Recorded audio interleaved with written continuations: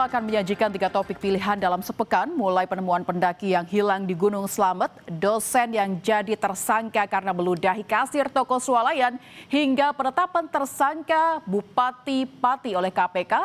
Kita ke topik pertama. Di balik megahnya Gunung Slamet, ada mimpi seorang pemuda bernama Syafiq Ridan Ali.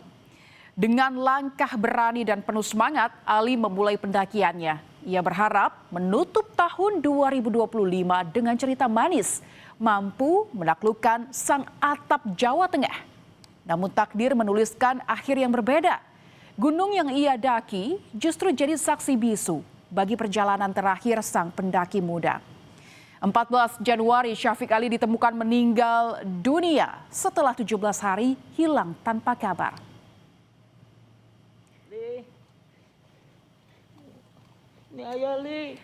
Di tengah belantara Gunung Slamet, suara Dani Rusman menggema, terus memanggil lirih sang putra, Syafiq Ridan Ali, agar segera kembali pulang. Dalam getir, ayah Ali berharap ada mukjizat yang membawa pulang anak terkasih. Ali pulang, Ali.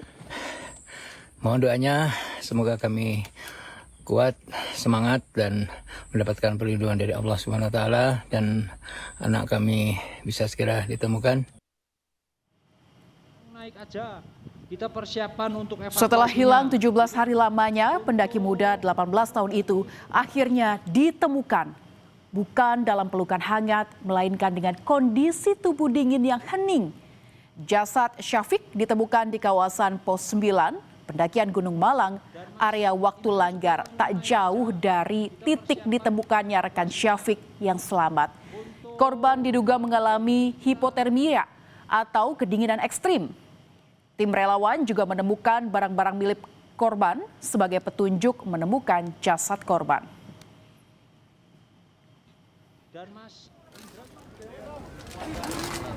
Setelah ditemukan, jasad Syafiq Ridan Ali segera dievakuasi.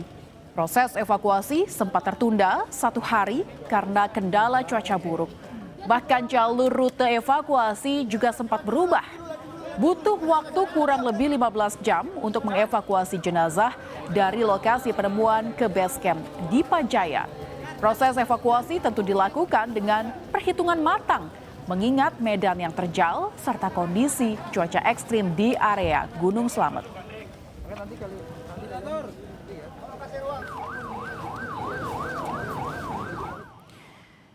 Saudara, laporan hilangnya Ali di Gunung Slamet sempat mengagetkan keluarga. Karena sebelumnya Ali pamit kepada orang tua untuk mendaki Gunung Sumbing di Temanggung, Jawa Tengah. Tapi belakangan, Ali justru mengirim pesan ke sang ibu yang isinya permintaan maaf karena tak jadi naik Gunung Sumbing dan bilang nyasar ke Gunung Slamet. Sebelum mendaki 27 Desember lalu, Ali sempat berkabar kepada orang tuanya sudah tiba di pos pendakian base camp di Pajaya, Desa Celekatakan, Pemalang, Jawa Tengah. Ali juga bilang ke ibunya akan naik ke atas gunung pada pukul 11 malam dan berencana turun pada Minggu sore. Namun hingga keesokan harinya, Ali tak lagi berkabar, bahkan tak pernah pulang. Ali tak naik gunung seorang diri. Ia berangkat bersama kawannya Himawan. Namun pada Selasa 30 Desember, tim SAR menemukan Himawan dalam kondisi selamat di pos 9 sekitar 100 meter dari puncak Gunung Slamet. Saat ditemukan, Himawan dalam kondisi lemas dan mengalami cedera kaki. Kepada tim relawan, Himawan bercerita ia sudah berpisah dengan Ali sahabatnya sejak Senin 29 Desember. Kita bergeser ke topik selanjutnya, saudara. Kendalikan emosi jika tak mau berbuntut pidana. Kalimat ini tampaknya relevan ditujukan untuk Amal Said, seorang dosen di Makassar, Sulawesi Selatan. Gara-gara ditegur karena potong antrean, Amal tak bisa mengendalikan emosinya hingga berujung meludahi kasir swalayan. Alih-alih selesai di meja kasir, kasus ini berlanjut ke kantor polisi. Peristiwa terjadi di salah satu swalayan di Jalan Perintis Kemerdekaan, Kecamatan Tamalan Raya, Makassar, 24 Desember 2025. Awalnya kondisi swalayan sedang ramai dan Amal berada dalam antrian. Tiba-tiba ia menyerobot ke depan. Seorang petugas kasir menghampiri dan meminta Amal kembali ke antrian. Namun teguran itu justru memicu emosi Amal. Ia ngotot minta segera dilayani. Demi menjaga kenyamanan pelanggan lain, petugas kasir mengalah dan melayani transaksi Amal. Namun tak disangka di tengah proses transaksi, Amal meludah ke arah kasir dan menuntut sang kasir meminta maaf.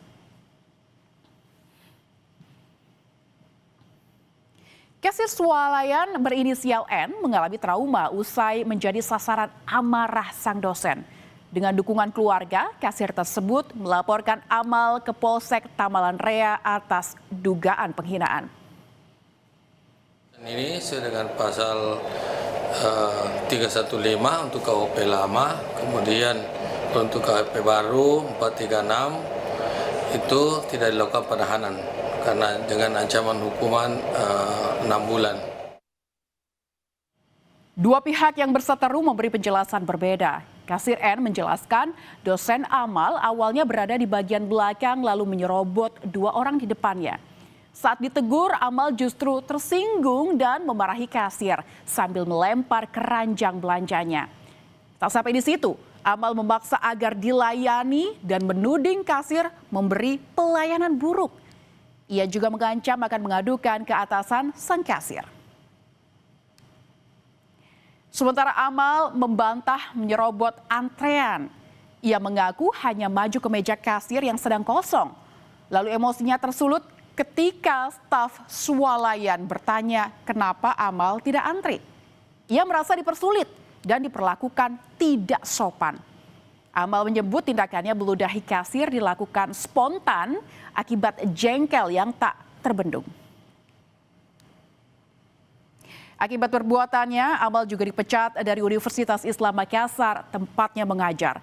Sidang Komisi Disiplin dan Komisi Etik UIM memutuskan perbuatan Amal melanggar kode etik dan dianggap sebagai pelecehan.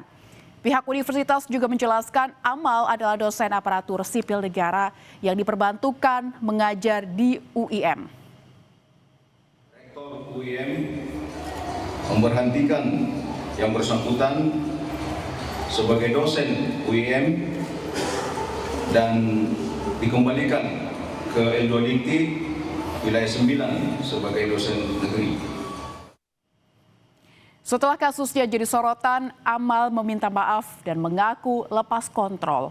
Amal lagi-lagi mengaku tersulut emosi ketika seorang staf menanyakan kenapa Amal tidak ikut antri.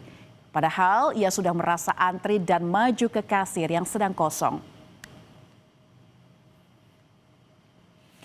Pada 13 Januari 2026, kasus dosen ludahi kasir swalayan dinaikkan ke tahap penyidikan. Polisi menetapkan mantan dosen UIM, Amal Said, sebagai tersangka. Amal dijerat pasal penghinaan. Kita ke sorotan lain, saudara. Bupati Pati Sudewo, nama yang pernah diduga atau digugat oleh warganya kembali menjadi sorotan. Kali ini bukan hanya tuntutan moral, rompi oranye KPK mengakhiri langkahnya. Sudewo terjaring operasi tangkap tangan KPK dalam dugaan jual beli jabatan perangkat desa di wilayahnya. Penangkapan ini menjadi peringatan bahwa kekuasaan tak pernah kebal dan waktu selalu memberi jawaban meski datang terlambat. Suasana alun-alun Simpang 5 Pati, Jawa Tengah pada Selasa malam mendadak riuh usai KPK secara resmi menetapkan Bupati Sudewo sebagai tersangka kasus pemerasan dalam pengisian perangkat desa di Pati. Sejumlah warga yang tergabung dalam Aliansi Masyarakat Pati Bersatu menyalakan kembang api sebagai ekspresi kegembiraan atas penetapan status tersangka terhadap Bupati Pati Sudewo. Karena Bapak Bupati Sudewo sudah ditetapkan sebagai tersangka, Ini rasa syukur kita menyalakan kembang api malam ini ya. Aku mau ngucapin sekali lagi terima kasih banyak, KPK sudah menunjukkan kalau hukum itu memang harus adil. Pada Agustus 2025, Bupati Pati Sudewo pernah menantang warga yang hendak melakukan aksi unjuk rasa menolak kenaikan pajak bumi dan bangunan perdesaan dan perkotaan atau PBBP 2 sebesar 250%. Pernyataan ini yang semakin memantik kemarahan warga terhadap Sudewo. Perkataan Bupati Sudewo menyulut amarah warga. Meski sudah meminta maaf, warga tetap menuntut Sudewo mundur dari jabatannya. Demo besar digelar selama beberapa hari di alun-alun Pati dan pendopo Kabupaten Pati. Bahkan DPRD Pati juga turun tangan sepakat membentuk panitia khusus hak angket pemakzulan Sudewo. Namun Sudewo lolos dari pemakzulan karena hanya 1 dari 7 fraksi di DPRD Pati yang setuju mosi pemakzulan.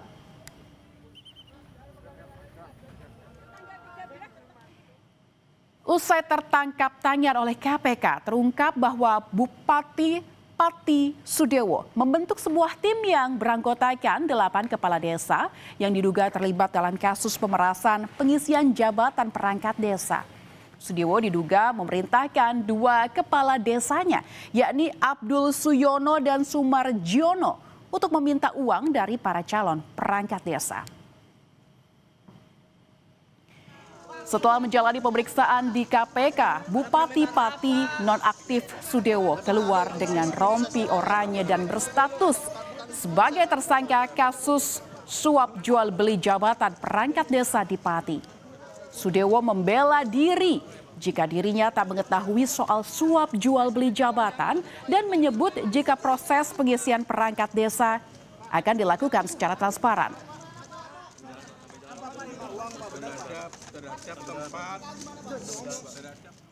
Kembang api hanya awalan dari cara masyarakat Pati bersyukur atas ditangkapnya Bupati Pati Sudewo oleh Komisi Pemberantasan Korupsi. Usai kembang api, Aliansi Masyarakat Pati Bersatu rencananya akan menggelar syukuran di alun-alun Pati berupa pesta rakyat dengan menyiapkan nasi tumpeng serta acara doa bersama. Mereka berharap pemimpin Pati selanjutnya lebih berpihak kepada rakyat. Saudara, berita utama akan kembali usai jeda dengan informasi lainnya. Longsor menerjang pemukiman warga di Kabupaten Bandung Barat, Jawa Barat. 10 orang meninggal dan 80 orang masih dicari.